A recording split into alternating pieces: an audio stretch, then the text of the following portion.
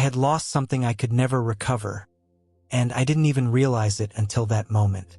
My name is irrelevant to this story, because what I lived through could have happened to anyone.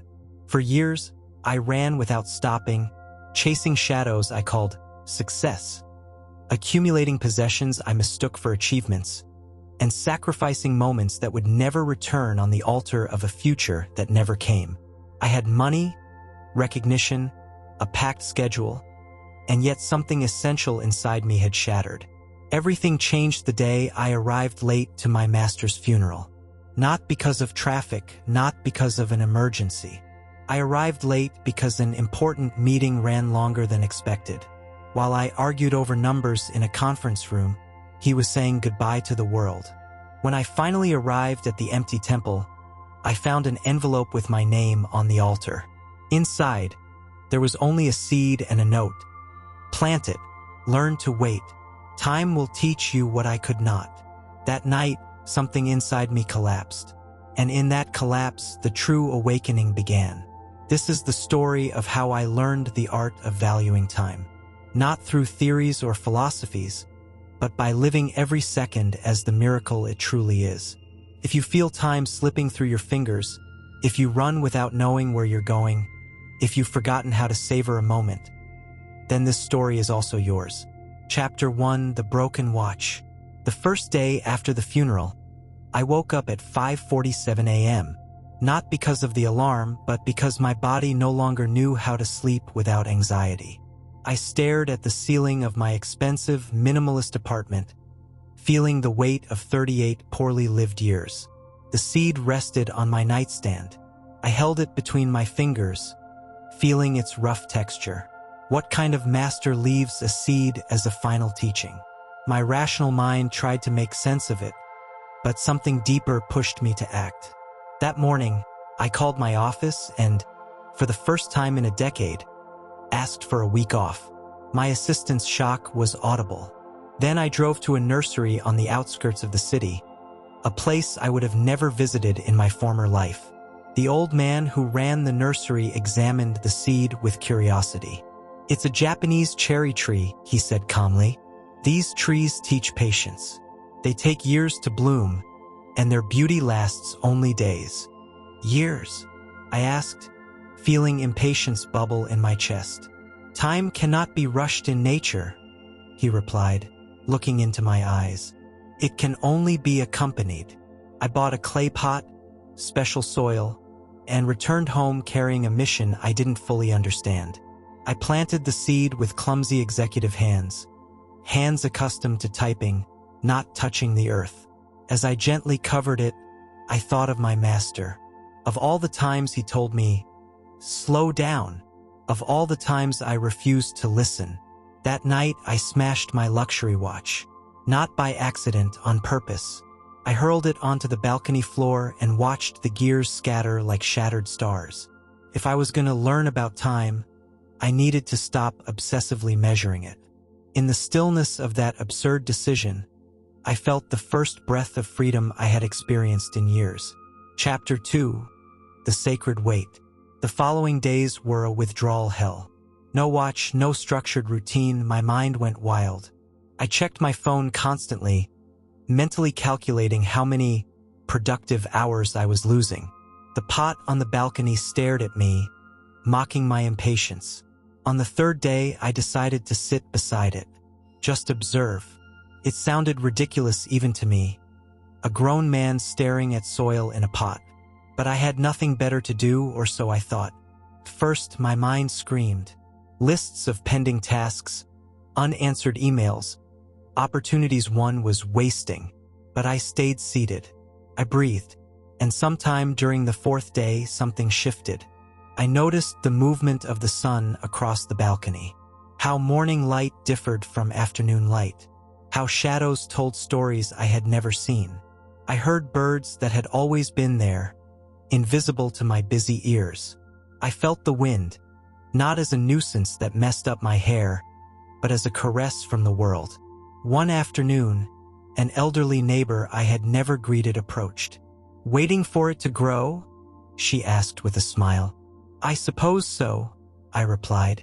My husband planted a cherry tree 40 years ago, she said, pointing to a magnificent tree in the communal garden. Every spring, its blossoms remind me he is still here. Trees keep time differently than we do. They don't count days, they live them. Her words pierced me. When was the last time I lived a day instead of just surviving it? That night, I started a journal. Not of goals or productivity, but of presence. I wrote, "Today I saw how the golden sunset turned the clouds into fire. I existed in that moment, and it was enough. The seed was still invisible beneath the soil, but I was beginning to sprout." Chapter 3. The Forgotten Rhythm. In the second week, something unexpected happened. I stopped missing my old life. Meetings, deadlines, the constant noise. All of it began to feel like a strange dream that no longer belonged to me. I created new rituals, natural ones, not forced. Waking with the sun, not an alarm. Preparing tea with mindful attention. Feeling the warmth of the cup in my hands. Watering the pot each morning. Speaking to the invisible seed as if it could hear me. "Good morning, little one," I would say. "You're not out yet, are you? That's okay. I'm not ready either." My sister called, worried about my sudden disappearance from the corporate world. "Are you having a crisis?" she asked. "No," I replied, surprised by my certainty. "I think I'm having an awakening." She didn't understand, but I couldn't explain it. How could I describe that I had discovered each breath to be a gift? That time wasn't money.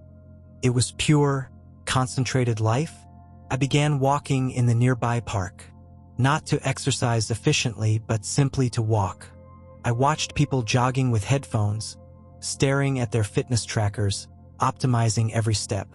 I walked slowly, aimlessly, and in that slowness I found spiritual speed. One day, a child lost his kite in a tree. While his father cursed and checked his watch, the boy simply sat under the tree and observed a line of ants. His eyes held no rush, only curiosity. I sat beside him. "Did you know ants can carry 50 times their weight?" he told me. "I didn't know that," I replied, genuinely fascinated. We spent 20 minutes watching ants. 20 minutes I would have once considered wasted. But when I stood up, those minutes felt more valuable than entire months of my previous life. Chapter 4. The Sprout of Awakening. On the dawn of the 23rd day, it happened. I woke with a strange sensation, as if the universe had shifted slightly. I stepped onto the balcony with my tea, barefoot on the cold tiles, and there it was, a tiny green leaf emerging from the soil, barely a millimeter of life, yet bravely breaking through the dark surface. I knelt beside the pot, tears rolling down my cheeks without warning. Not tears of sadness, but recognition. The seed had been working in darkness all this time, transforming in silence, without audience or applause. Exactly what I had been doing. "You did it," I whispered. "And so did I."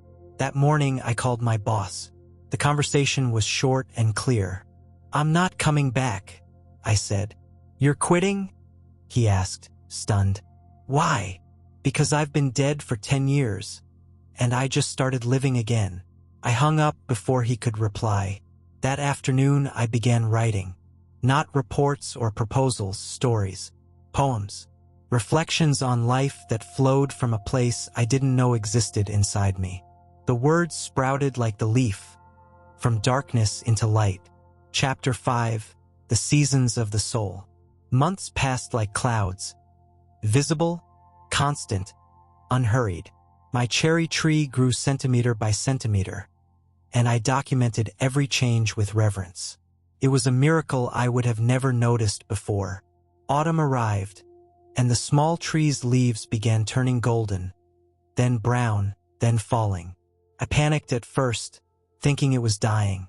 But the old man from the nursery reassured me. "Letting go is part of living," he said.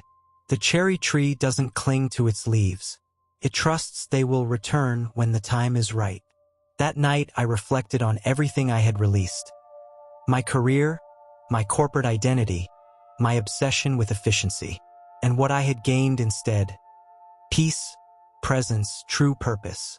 I began offering free meditation classes in the park, not because I felt like a master, but because I wanted to share what I was learning. A woman arrived one Saturday morning, high-ranking executive, stressed to the bone. "I don't have time for this," she said, "but something told me to come." "Time isn't something you have or don't have," I replied. "It's something you are. You are living, breathing time." She sat. She cried. And after an hour of shared silence, she whispered, "I've forgotten how to breathe without goals." "Then breathe now," I said, "just for the pleasure of being alive." Chapter 6. The Flower of Impermanence. Spring arrived with a whispered promise. My cherry tree, now almost a meter tall, began showing tiny buds. I watched them each morning with a mix of anticipation and fear, knowing their bloom would be brief. One April morning, it finally happened. The first flowers opened, pink and white, delicate as the thinnest paper, perfect in their simplicity. My sister visited that day. "You look so thin," she said. "Are you eating properly?" "I eat when I'm hungry," I replied. "I sleep when I'm tired. I live when I'm alive." She rolled her eyes. "You sound like a crazy monk." "Maybe," I smiled, "but I've never been more sane." I showed her the blooming tree. She looked at it briefly. "It's pretty," she said, "but is this it? You left your entire career for a little tree." "I didn't leave anything," I replied. "I found something I thought I had lost myself. The tree just taught me how." Chapter 7. The Gift of the Present. A full year had passed since I planted the seed. A year of transformation so deep that I barely recognized the man I once was. My luxurious apartment had been replaced by a small house with a garden. My expensive car sold. My packed schedule emptied. But it wasn't a life of lack. It was a life of true abundance. Every morning I woke with the sun and practiced gratitude, not as a forced exercise, but as a natural response to being alive. My cherry tree had grown stronger. When I felt anxious, its presence reminded me, grow at your own pace. When impatient, some things cannot be rushed. When sad, the flowers will return. One day, an old colleague contacted me. "The company wants you back," he said. "Double salary, full flexibility. They miss you." "They miss my productivity," I answered gently. "Not me." He hesitated. "But what do you even do all day?" "I live," I answered simply. "I write, meditate, help others remember how to be present. I garden. I watch clouds. I have real conversations with real people. I taste my food. I feel the air on my skin. I'm here." That sounds boring. It sounds boring only to someone who has forgotten that life is the prize, not something to postpone until retirement. That night he texted, "I think you might be right. I can't remember the last time I truly looked at my son without thinking about work." Chapter 8. The Circle Completed. 2 years after planting the seed, I received a letter. It was from my master's family, inviting me to a ceremony in his honor at the temple where he had said goodbye. I returned to the place where it all began, but as a different man. The temple was the same. The mountains were the same, but I was no longer the same. The ceremony was simple and profound. Monks chanting sutras, incense perfuming the air, and a small group of old students sharing memories. When my turn came, I approached the altar where his photograph rested. Those eyes,